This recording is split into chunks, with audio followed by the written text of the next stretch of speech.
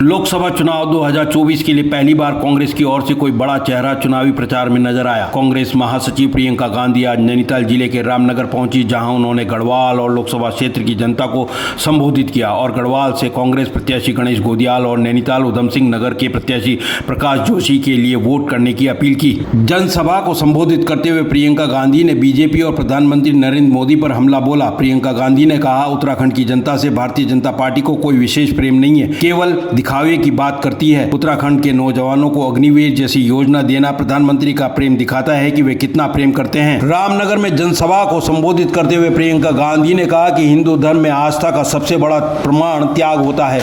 मैं शहादत और त्याग समझती हूँ। मैंने 19 साल की उम्र में अपने पिता का शव को अपनी माँ के सामने रखा है। ये कितनी भी गालियां दे मेरे परिवार को, मेरे शहीद पिता का अपमान करे, लेकिन हम चुप रहते हैं क्योंकि ये हमारी आस्था, संघर्ष और देश प्रेम को समझ नहीं सकते। वहीं प्रियंका ने कहा कि जिसे वे परिवारवाद कहते हैं, वे सेवा भाव है जो शहादत और देशभक्ति से प्रेरित है। उसे प्रधानमंत्री कभी नहीं समझ सकते। उसे वे लोग समझ सकते हैं जिनके बेटों ने शहादत दी है या जो देश के प्रति शहादत का मोल समझते हैं। प्रियंका गांधी ने कहा कि उत्तराखंड व हिमाचल देवभूमि है और प्रधानमंत्री मोदी भी अपने भाषणों में उत्तराखंड को और हिमाचल को देवभूमि कहते रहे हैं, लेकिन जब हिमाचल में आपदा आई तो जहां कांग्रेस की पूरी सरकार आपदा से निपटने में दिन रात एक किए थे, वहीं प्रधानमंत्री मोदी पूरी तरह से गायब थे तथा हिमाचल के विकास के लिए 1 रुपया भी नहीं दिया। उन्होंने कहा कि भाजपाई बार बार कहते हैं कि कांग्रेस सरकार ने 75 सालों में कुछ नहीं किया। यदि कांग्रेस ने कुछ नहीं किया तो आज देश में IIT, एम्स, इसरो जैसी बड़े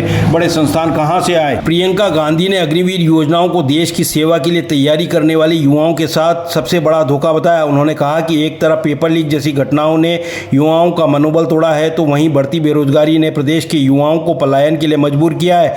प्रधानमंत्री नरेंद्र मोदी के नारी शक्ति वाले बयान पर चुटकी लेते हुए उन्होंने कहा कि जहां उत्तराखंड में अंकिता भंडारी जैसे जघन्य कांड के आरोपियों को संरक्षण दिया जाता है, वहीं उन्नाव में एक लड़की को भी सड़क पर जिंदा जला दिया जाता है। मणिपुर में फौजी की बीवी के साथ बेशर्मी की हद पार करने वाले वीडियो बन जाते हैं, लेकिन प्रधानमंत्री का मुंह नहीं खुलता। कांग्रेस महासचिव प्रियंका गांधी ने कहा कि एक तरफ महिला पहलवान सड़कों पर उतरने को मजबूर होती है, वहीं किसान आंदोलन के दौरान 600 किसान शहीद हो जाते हैं। पूरे किसान आंदोलन के दौरान चुप बैठी मोदी सरकार ने चुनाव को पास देखकर इस काले कानून को वापस तो ले लिया, परंतु किसानों के हित में कुछ नहीं किया है। एक तरफ किसान सम्मान निधि बांटी जाती है, दूसरी तरफ उन्हीं किसानों के खेती में प्रयोग होने वाले यंत्रों पर सरकार GST लगाती है। प्रियंका गांधी ने कहा कि यदि कांग्रेस सत्ता में आई तो अग्निवीर खत्म करके साथ ही पेपर लीक पर सख्त कानून बनाया जाएगा।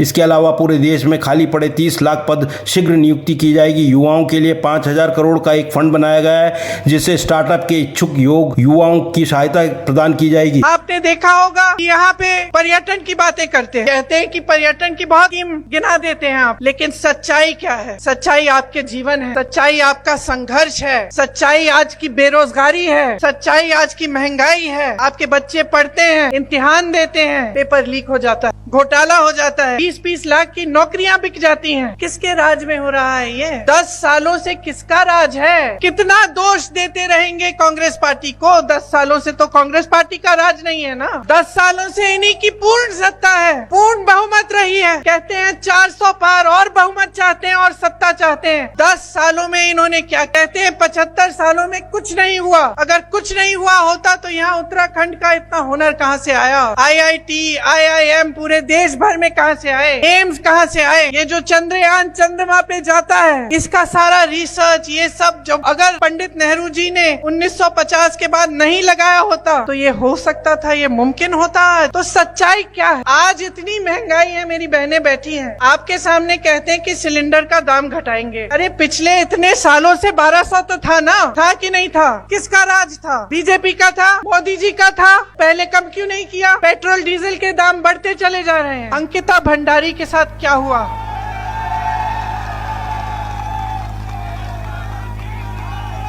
जिन्होंने उसका शोषण किया, जिन्होंने उनकी हत्या की, उनको संरक्षण कौन दे रहा है? मोदी जी बताएं। मोदी जी जब उत्तराखंड में आएंगे, जब मंच पे खड़े होंगे तो पब्लिक मोदी जी से पूछे कौन संरक्षण दे रहा है। मोदी जी से पूछे कि जब हाथरस में वो कांड हुआ था, जब उस महिला को जलाया गया था बीच रात में, तो जिसने जलाया उनको संरक्षण किसने दिया? मैं गई थी, मैंने उस महिला के परिवार से बात की, उन्होंने मुझे बताया किसने संरक्षण दिया। आप मोदी जी से पूछिए किसने संरक्षण दिया। उन्नाव में जो हुआ, उन्नाव में एक लड़की को उसके साथ अत्याचार करने के बाद उसको जलाया गया। वो 1 किलोमीटर चली, जलते जलते चली। उसके परिवार से मैं मिली, परिवार ने न्याय मांगा। मैं पूछती हूँ कि उसके हत्यारों का संरक्षण किसने किया? मोदी जी से पूछिए। मोदी जी से पूछिए कि जब एक फौजी की बीवी के साथ अत्याचार हुआ मणिपुर में, जब उसका वस्त्रहरण हुआ और उसको ऐसे चलाया गया पूरे गांव के सामने,